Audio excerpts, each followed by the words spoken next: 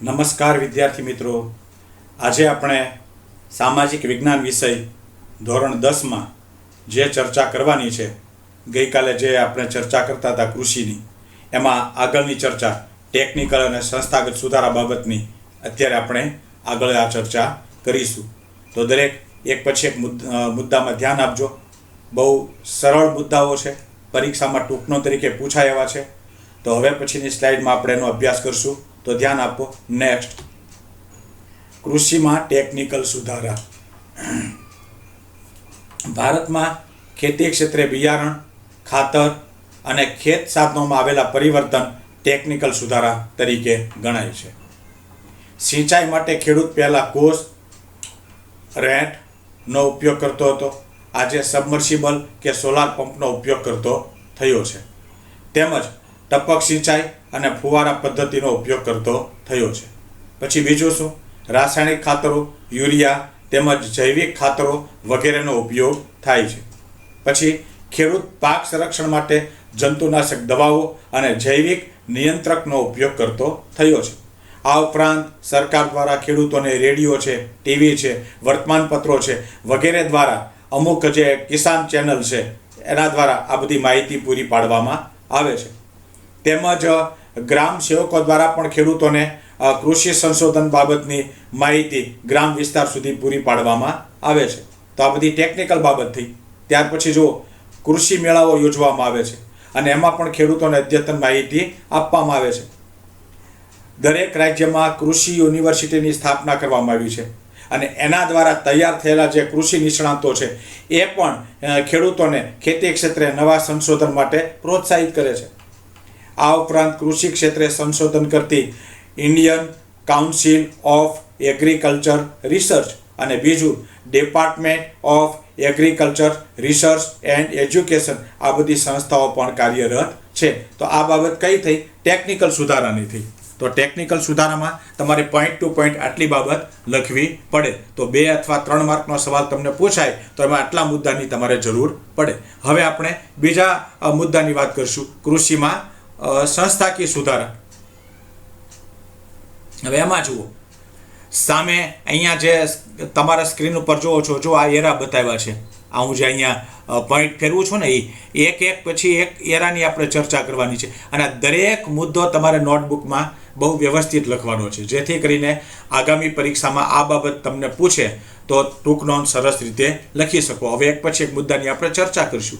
સરકારે જમીનદારી પ્રથા નાબૂદ કરી ખેડૂતોનું શોષણ અટકાવ્યું. આ પહેલો સંસ્થાકીય સુધારો. ખેડે તેની જમીનનો કાયદો દાખલ કર્યો. જમીનની માલિકીના સાચા હક ખેડનારને આપવામાં આવ્યા. જમીન ટોચ મર્યાદાના કાયદા દ્વારા જમીન માલિકીની અસમાનતા દૂર કરી છે.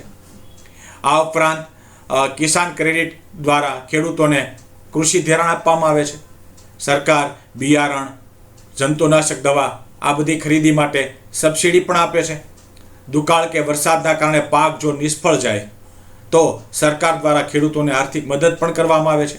ખેડૂતોને ખેત પેદાશોના પોષણક્ષમ ભાવ મળી રહે એટલા માટે જુઓ, સહકારી મંડળીઓ, ખરીદ વેચાણ સંઘ, ગોદામો, શીતગૃહો, પરિવહન, સંદેશા વ્યવહાર, આ બધી સુવિધા પૂરી પાડવામાં આવે છે. તો આ બધી સંસ્થાકીય બાબત થઈ. અને છેલ્લે તમે જુઓ કે ખેડૂતો પાસેથી ખેત પેદાશોની સરકારે નક્કી કરેલ પોષણક્ષમ ટેકાના ભાવે ખરીદી કરવા માટે અમુક સંસ્થાઓ કાર્યરત છે. અહીંયા 3 સંસ્થાના નામ આપ્યા છે: ભારતીય રાષ્ટ્રીય કૃષિ સહકારી વિપણન સંઘ, ગુજરાત તેલીબિયા ઉત્પાદક સંઘ, રાષ્ટ્રીય ડેરી વિકાસ નિગમ. આ 3 સંસ્થા કાર્યરત છે.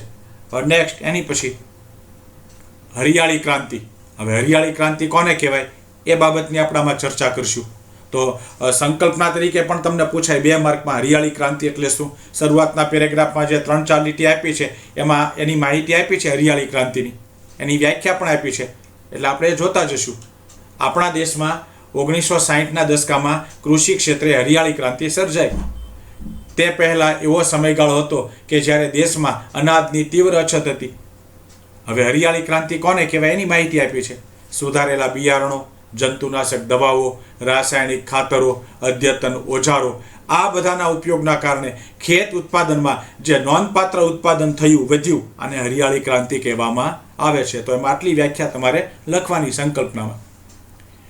હવે એના ઉદ્દેશોની બધી બાબત છે. જુઓ, હરિયાળી ક્રાંતિ, એમાં હરિયાળી ક્રાંતિનો મુખ્ય ઉદ્દેશ કૃષિ ઉપજમાં વધારો કરવો. પછી બીજું, હરિયાળી ક્રાંતિથી ઘઉં અને ડાંગરના પાકમાં વિક્રમજનક ઉત્પાદન થયું. દેશમાં જ્યાં પહેલાં ખાદ્યાન્નની અછત હતી ત્યાં અનાજના પર્યાપ્ત ભંડારો છે. અન્ન ક્ષેત્રે દેશનું સ્વાવલંબન એ હરિયાળી ક્રાંતિની ઐતિહાસિક સિદ્ધિ છે. તો આ થઈ હરિયાળી ક્રાંતિ બાબતની ચર્ચા. તો તમારે આટલી બાબત એમાં નોંધવી પડે. નેક્સ્ટ, ભારતીય અર્થકારણમાં કૃષિનું યોગદાન. આ પણ 3 માર્કમાં પૂછાય એવું છે, 2 માર્કમાં અથવા 3 માર્કમાં, કે ભારતીય અર્થતંત્રમાં કૃષિનો શું ફાળો છે. તો આ 5 પોઈન્ટ આમાં આપ્યા છે, 6 પોઈન્ટ, તો એ તમારે નોંધવાના છે. પહેલું શું છે, તો કે દેશના અડધો લોકોને રોજગારી આ કૃષિ ક્ષેત્ર પૂરું પાડે છે. આ પહેલું યોગદાન થયું, કૃષિ ક્ષેત્ર. પછી બીજું, કૃષિ ક્ષેત્ર દેશના કુલ ઘરેલું પેદાશનો લગભગ 17% જેટલો હિસ્સો ધરાવે છે, જીડીપી. પછી ત્રીજું, ભારતની મહત્વની કૃષિ પેદાશો ચોખા, ઘઉં, તેલીબિયા, કપાસ, શણ, ચા, શેરડી, તમાકુ વગેરે છે, અને તેની નિકાસમાંથી વિદેશી ઊંડિયામણ પ્રાપ્ત થાય છે. આ રીતે પણ એનો ફાળો છે, મહત્વ છે, યોગદાન છે. અને છેલ્લે જુઓ, ખેત પેદાશના ઉત્પાદનમાં વિશ્વભરમાં ભારત બીજા નંબરે છે. સુતરાઉ કાપડ, ખાંડ, કાગળ, તેલ વગેરે ઉદ્યોગો તથા ખાદ્ય સામગ્રીને લગતા પ્રસંસ્કરણ ઉદ્યોગ માટે કાચો માલ પણ આ ક્ષેત્રમાંથી જ ઉપલબ્ધ બને છે. અને કૃષિ ભારતના લોકોને ખોરાક પણ પૂરો પાડે છે. તો આ થયું યોગદાન. તો આટલી ચર્ચા આપણે એમાં કરવી પડે, આટલું આપણે લખવું પડે. નેક્સ્ટ, અનાજ સંરક્ષણ. જો આ બધી ટૂંક નોંધ પરીક્ષામાં પૂછાય એવી જ છે આ પ્રકરણની, 2-3 માર્કમાં. એટલે દરેકની ઉપર તમારે ભાર દઈને ધ્યાન આપવાનું, જેથી કરીને પરીક્ષામાં તમે લખી શકો. હવે અનાજ સંરક્ષણ. આજે કોઈ પણ દેશ માટે અનાજ સંરક્ષણ જરૂરી છે. જો અનાજની માંગ વધતી જતી હોય અને અનાજની મોટા પાયે આયાત કરવી પડતી હોય તો દેશ માટે તેની રાજકીય સ્વતંત્રતા જોખમમાં મુકાઈ શકે તેમ છે.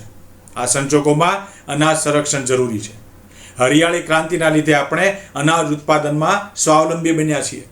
અનાજ ઉત્પાદનના વધારા સાથે દેશની વસ્તીમાં પણ વધારો થયો છે. 1951માં દેશની વસ્તી 36 કરોડ 10 લાખની હતી. આજે તમે જો 125 કરોડથી વધુ છે. આ સંજોગોમાં પણ અનાજની માંગની જરૂર છે, અનાજ સંરક્ષણ જરૂરી છે.